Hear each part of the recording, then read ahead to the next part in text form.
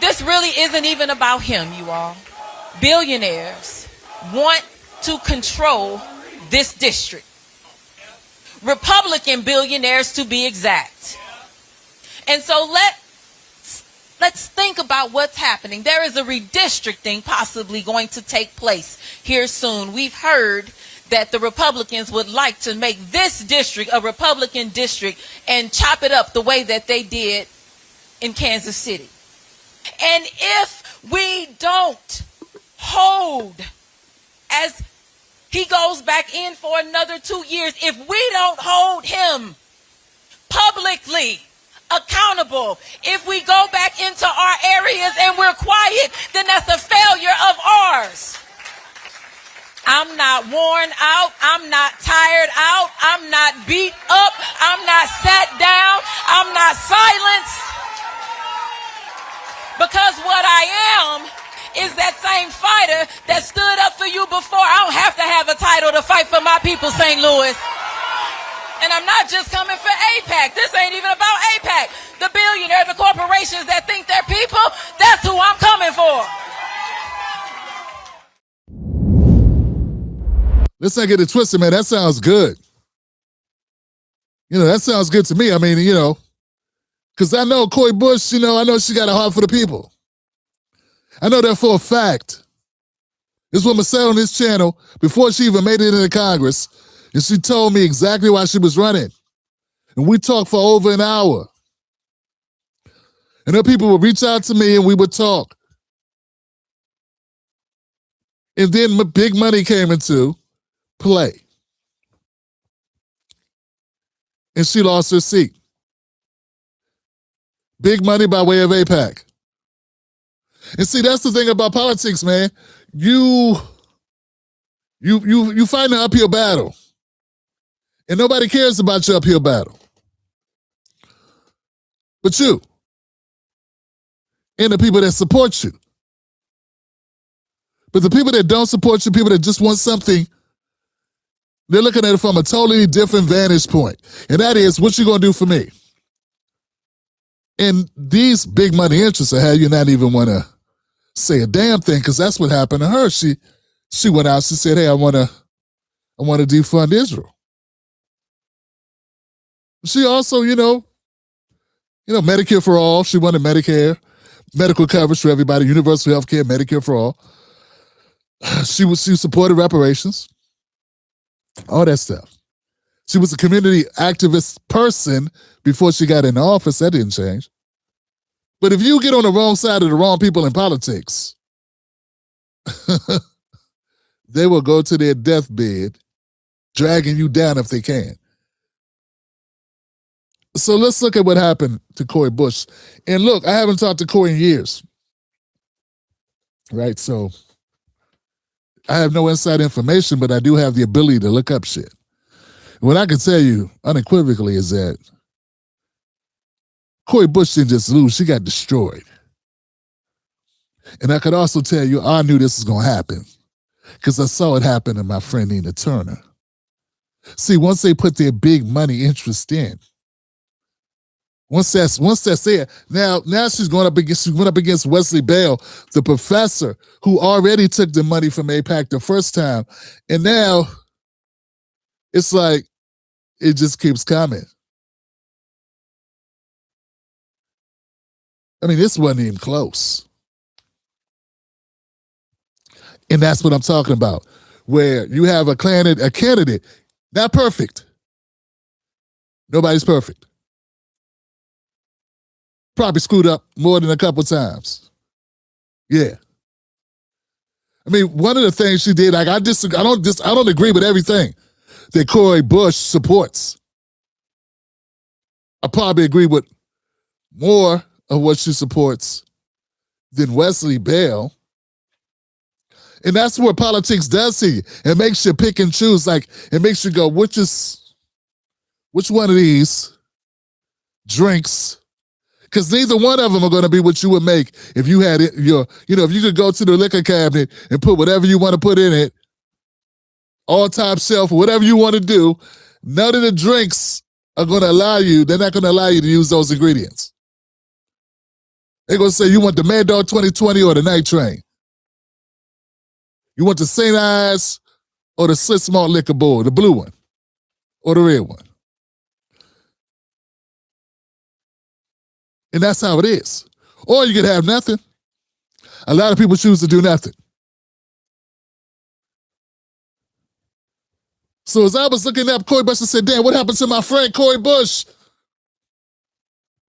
Why did she get destroyed by this guy? This AIPAC recipient. This guy who took all this money. We're talking millions, multiple millions of dollars went into this race, y'all. The group spent roughly $8 to $9 million, making the race one of the most expensive House primaries ever. Ever. They wanted so badly. I don't think y'all understand. They wanted her out the way, so they brought this seat. And they didn't buy it cheap. Fam, I know you got people that love you in your life, but for $8 million, they'll look the other way. They'll get over you. They'll learn to deal without you. These outside groups spent $8 to $9 million. We got the little Kamala guy, an annoying Kamala guy that Kamala has hoisted upon us by making him a thing. I saw he did a video. I saw like the first 20, 30 seconds of it.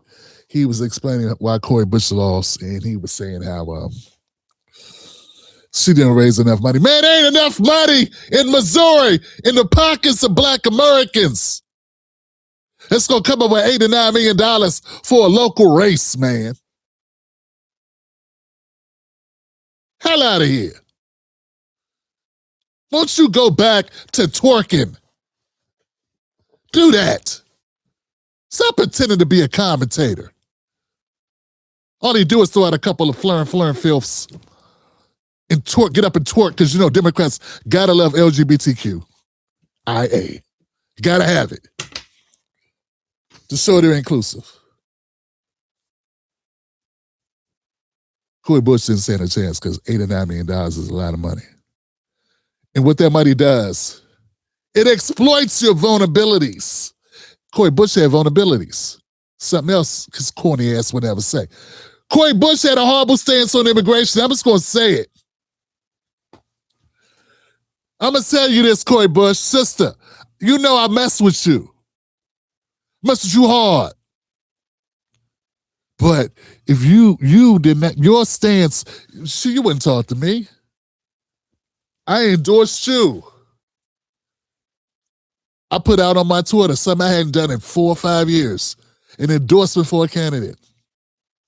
I haven't endorsed a candidate in 4 or 5 years.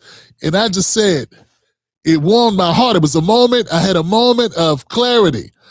I saw that 3 candidates on a list of candidates who took money from AIPAC.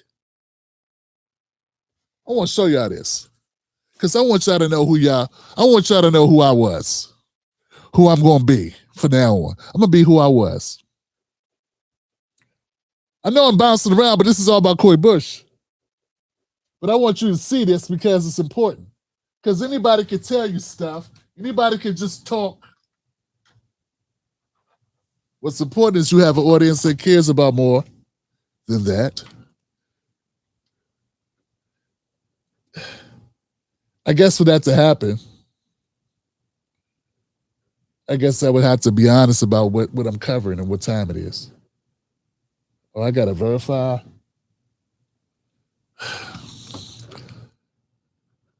Somebody gonna have to find it for me.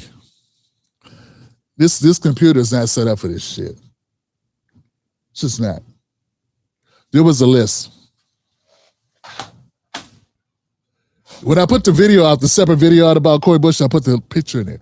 It was a picture of candidates, and it's by AIPAC Watch, an organization or a group of people who have decided to watch and track and follow all the money that's dumped into our politics by AIPAC, the organization.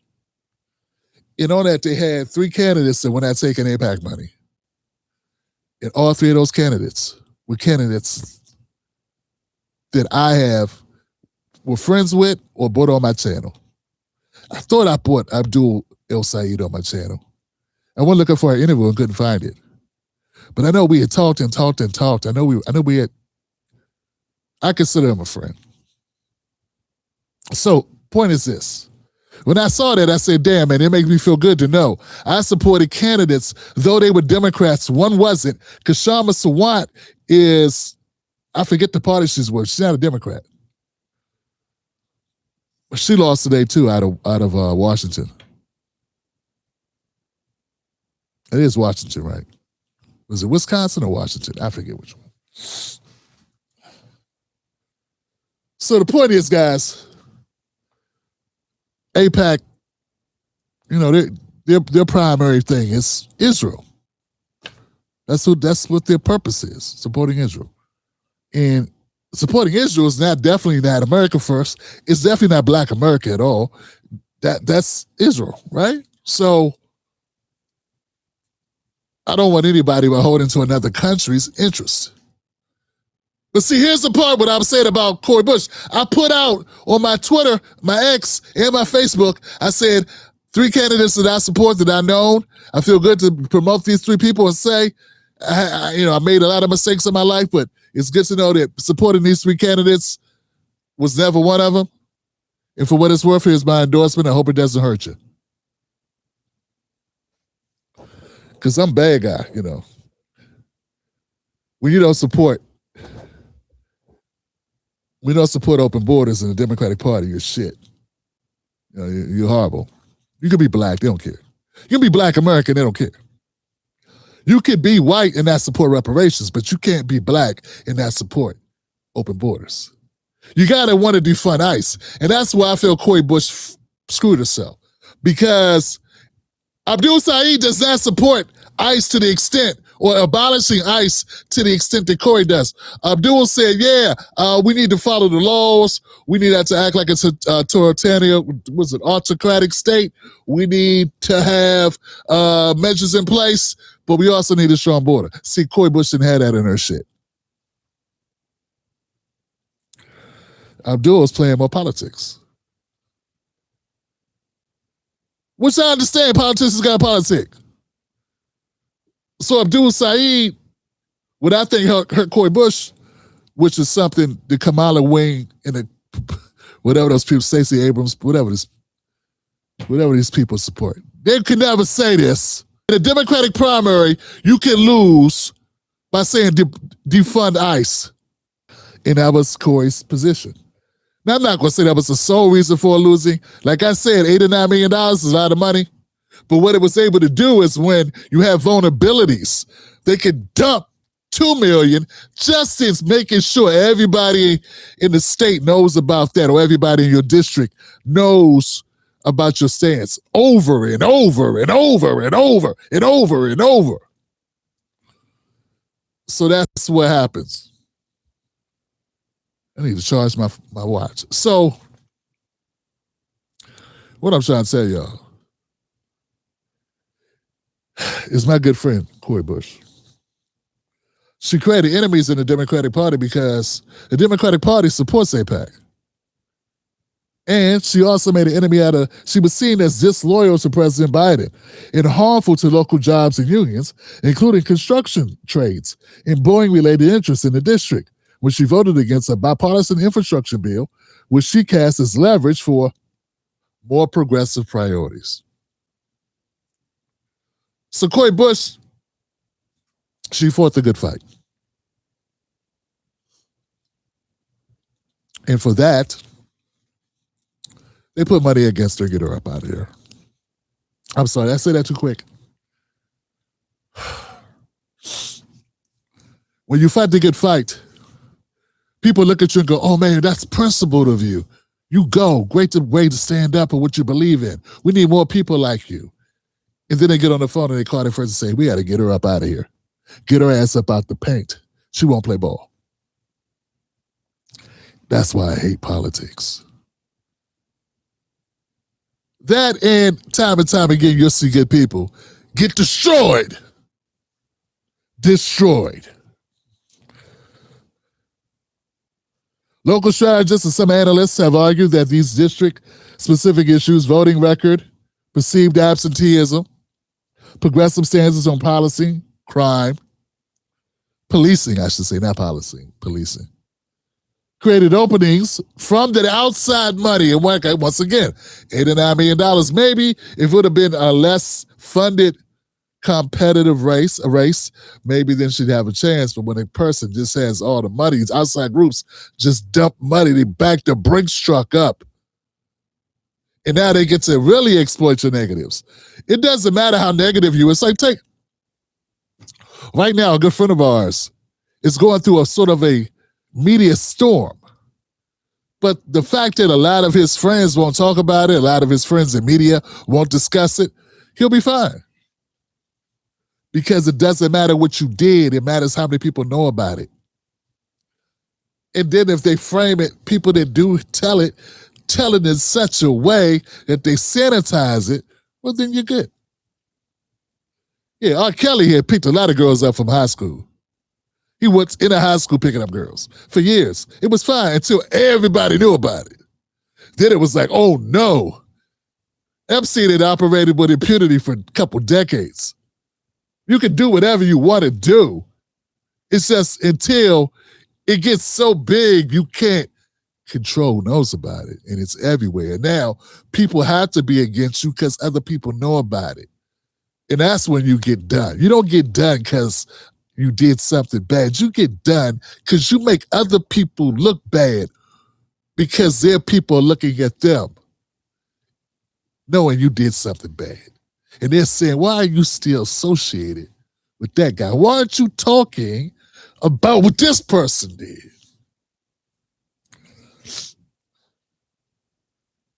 And don't get me wrong, Cori Bush got a lot of endorsements from a lot of people. I know Nina Turner supported her. I saw a couple other progressive types. I did not see nearly enough. It's another thing that pissed me off about politics. You can fight the good fight, and there'll be people that turn their back on you for one thing. They leave you out there. They leave you out there to die.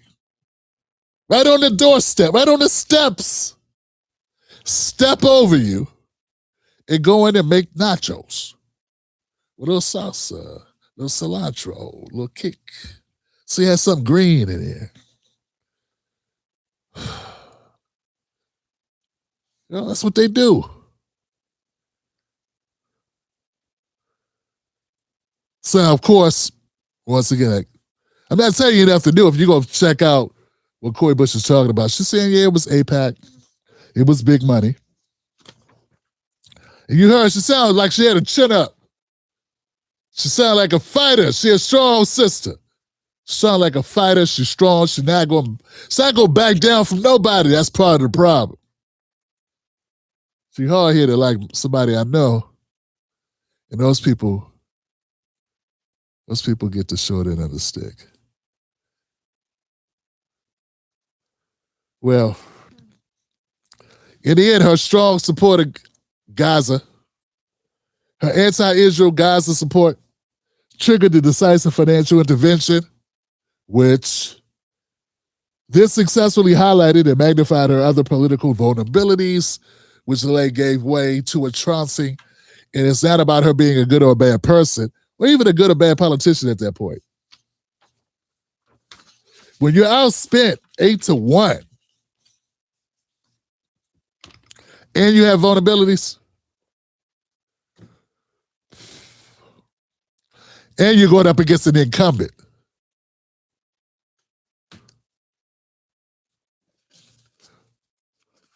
well, freaky deaky, what can you do? Yeah. So, guys, give it up for that segment. I just want to end on one note. Let me say something that's Cori Bush, my door is open if you want to come on and have a conversation about what's going on with the Democratic Party, what your future's going to be, and what is happening. Is there an insurgence with a new wave of politics? I mean, we do have some positive stuff to report. Is it just your district? Is it just Missouri? What is it? Or did they leave a sister twisted in a win? Now, my only caveat is when you come on here, I'm going to ask you tough questions. And I just need you to know that's what we're going to do. We're going to ask tough questions. But I got nothing but love for you, and I wish you the best. Next up with Tim Black.